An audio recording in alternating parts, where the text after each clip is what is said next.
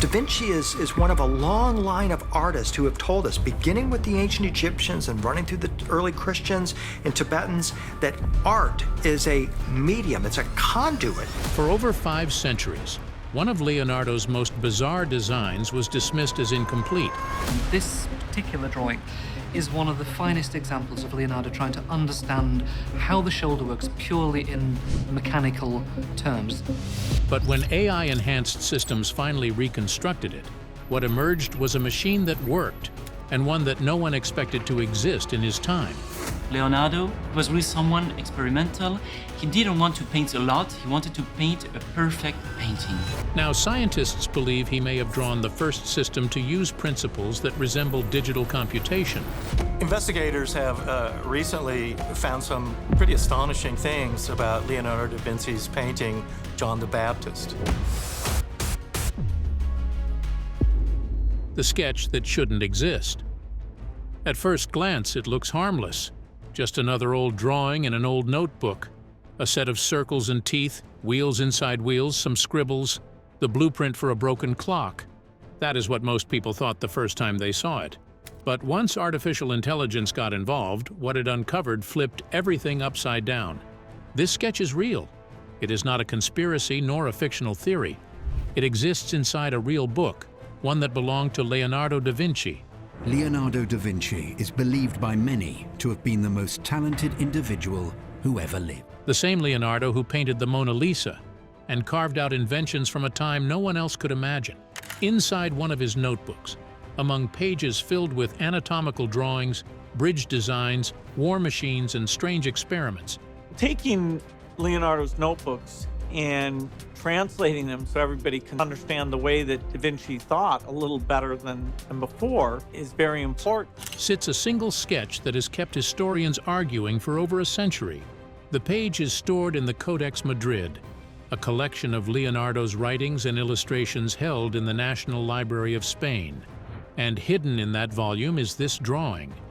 It shows 13 numbered wheels, tightly connected by tiny teeth, turning each other in a chain reaction.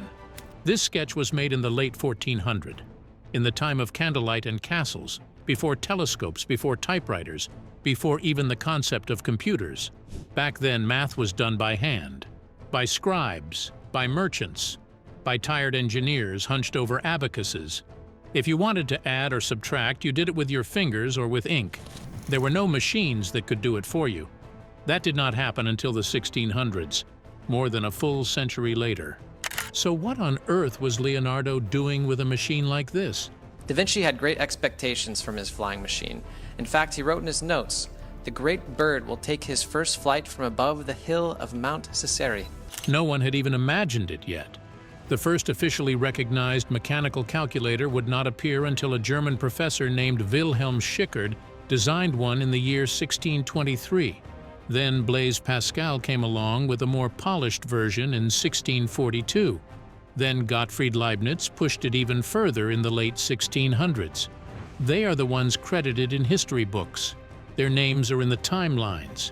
Their machines are in the museums. But Leonardo drew his sketch in 1493. That is at least 130 years too early.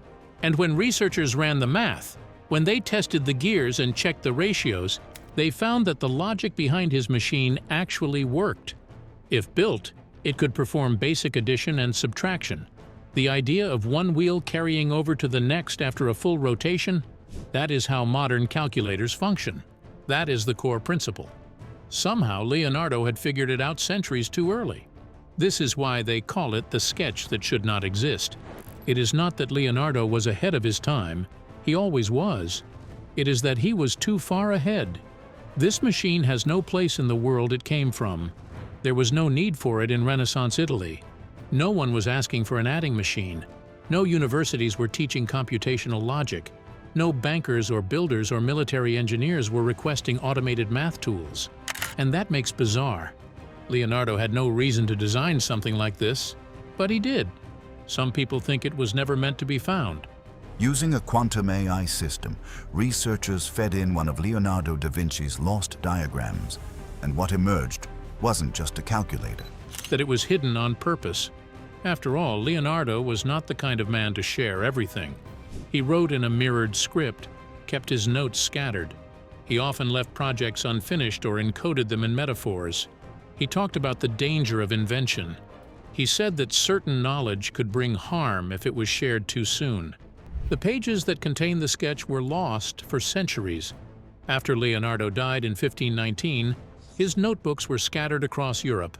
Pages were separated and shuffled, and many went missing. Some were rediscovered in private collections. The Codex Madrid itself vanished from the record for almost 300 years before it was found again in a dusty library catalog. And when experts opened it, they found this strange machine drawing quietly sitting there waiting. Some experts believed it was nothing more than a study in gear motion. Others said it was too complex for that. In the late 1960s, a team in Italy decided to build it. They used Leonardo's notes, interpreted the wheel sizes, and reconstructed the full device as best they could. And somehow, it worked. Not perfectly, but enough to prove that the machine could perform real calculations. Enough to show that this was not a mistake or a doodle. It was an actual plan for a real machine. So why was it ignored for so long? Maybe it was too far ahead of what people were ready to believe. Historians like neat timelines.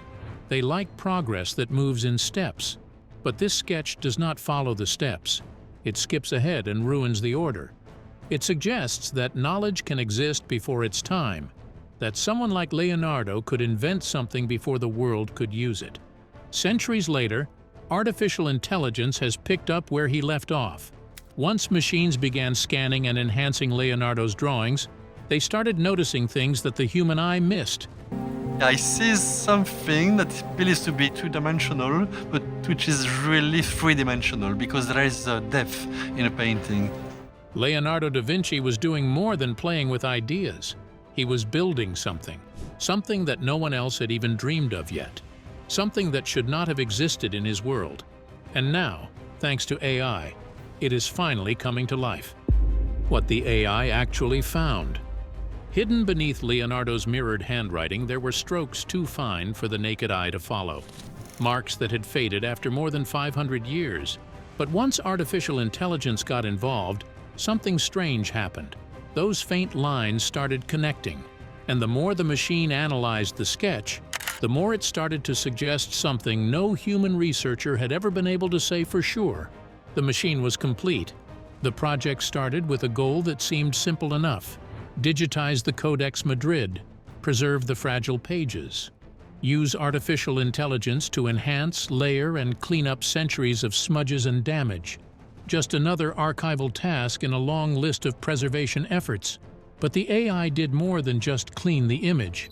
It reconstructed it line by line, and in doing so, it revealed something that changed the way the sketch was seen forever. For decades, the diagram had looked incomplete.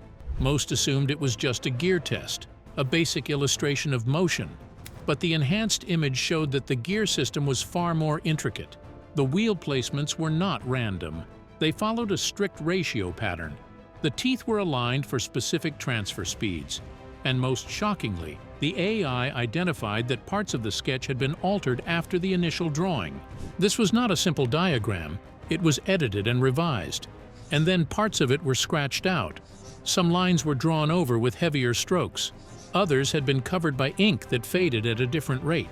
Using multispectral imaging and machine vision, the AI pulled apart the layers and reconstructed the original drawing beneath the revisions. It was not a half-finished concept. It was a functioning system. One of the key discoveries was a faint annotation hidden near the 13th gear. It was written in Leonardo's backward handwriting and almost invisible under normal light. We have very few records in the whole history of science similar to Leonardo's manuscripts. The AI enhanced and reversed it, revealing a short phrase believed to mean motion to memory. That phrase alone sent waves through the team. Because memory, in the context of machines, implies storage. It implies a process, and it implies that Leonardo was thinking of a mechanism that could not just move, but remember what it had done. The AI uncovered a set of dots and slashes along the edge of the page. They were dismissed for years as bleed-through from another manuscript or just random damage, but the AI flagged them as non-random. The placement followed a numeric sequence that lined up with the gear counts. And when compared to binary patterns used in modern logic systems, there was a disturbing match. Was Leonardo, 5 centuries ago, playing with something like binary code? That idea is still debated. Mainstream historians remain cautious, but engineers and computer scientists who reviewed the data said the system resembles what modern machines use to register inputs and trigger actions. 1 rotation equals 1 input, 10 rotations a stored value. The alignment of gear movement with visual markers around the page. That is how many mechanical computers stored and processed data. The page had been hiding a logic system, one that no human had fully seen until a machine was able to reconstruct it. But that was not the only mystery the AI revealed. In one corner of the page, far from the main gear design, was what looked like a scribble. Most scans showed it as a smudge or unrelated mark. But under AI enhancement, the lines formed a small branching diagram, a tree almost, with 3 short arms reaching down to a blank space. Each arm had numbers scratched beneath them. These were not Roman numerals. They were Hindu Arabic numbers. 0, 1, 1, 2. Those numbers were out of place for Leonardo's era, and they did not match any gear counts on the main sketch. But when the AI ran them against mathematical patterns, it matched part of the Fibonacci sequence, a sequence Leonardo had studied in other notebooks, often associating it with natural proportions and mechanical harmony. Why would he bury that number chain in the corner of a machine sketch? The AI did not know, but pattern recognition models suggested that it could represent early attempts at scaling or self-adjusting motion. That would place Leonardo's design not just as a calculator, but potentially as the root of something far more advanced: self-correction, iteration, an early echo of programmable design. Every detail of the sketch was reanalyzed. Every crossout, every faint mark, every repeated number was flagged and processed. The AI found that several lines had been erased not once but twice. Leonardo had drawn, changed, and changed again. That means he was testing something. He was iterating. He was refining a system that only now, in the age of machines, was becoming readable. The biggest revelation, though, came from outside the sketch. Using machine learning, researchers trained the AI to compare this sketch with hundreds of Leonardo's other mechanical drawings. It analyzed torque diagrams, weapon designs, flight machines, and hydraulic systems. What it found was that no other drawing used the same gear ratio system. Nowhere else did he repeat this exact logic. This sketch was unique. It had its own language. The AI began detecting hidden consistency. Gear sizes followed a rule. Gear counts formed a numeric balance. He created elaborate rotating stage sets, mechanical devices, and props that showcased his engineering brilliance. The sum of certain rotations always landed back at one of the base values. There was symmetry hidden in the motion. And symmetry like that is usually not artistic. It is mathematical. Leonardo did not just design this machine to move. He designed it to move with purpose. For centuries, we thought this sketch was unfinished. But now it looks more like a completed message. A design meant to be seen again, only when the right tools existed to read it. A design meant for the future. He drew it 5 centuries too early. But why build something that nobody in your world can use? Why sketch a device so far ahead of your time that no one alive could possibly understand it? And how do we explain the fact that this design, sitting in a dusty manuscript for half a millennium, suddenly makes perfect sense only now that machines can read it? Leonardo da Vinci was not just sketching. He leaving behind a machine that could not be built until the tools existed to read it. A design that needed time itself to catch up. Engineers studying the AI-enhanced blueprint have pointed out something eerie. The layout of the machine does not match the conventions of Leonardo's time. It matches ours. His usual work, from his flying machines to his war devices, always showed exaggerated motion and dramatic curvature. But this sketch is compact. Modern digital devices are designed around predictability. They require clean paths for flow. Mechanical calculators in the 20th century were built to solve equations using principles of carryover and input response. And what AI found in Leonardo's sketch lines up with those same principles. The terrifying part is that Leonardo never saw code, never studied computation. He was not taught mathematics in the way we understand it. His knowledge came from geometry, ratio, visual measurement. He worked with ink and parchment. not processors. Yet somehow the logic buried in his machine speaks to systems that would not be invented until the year 1900 or later. After the AI scans reconstructed the full sketch and exposed the erased details, researchers began feeding the design into digital physics models. They wanted to see how it would behave under real load. What they found shocked them. The machine had almost zero friction waste. That is rare even in modern gearwork.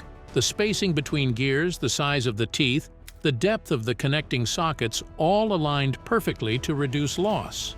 That level of efficiency was unnecessary in Leonardo's time because one was asking for precision motion, or even had the tools to measure it. So why did he build something that perfect? One possibility is that Leonardo was simply brilliant. His brain might have worked in ways others could not follow. It would not be the first time. In his notebook pages, Leonardo drew gliders, machines with wings like bats, designs for parachutes, submersible vessels, explosives triggered by water, concepts that made no sense at the time. But every single one of those ideas now exists.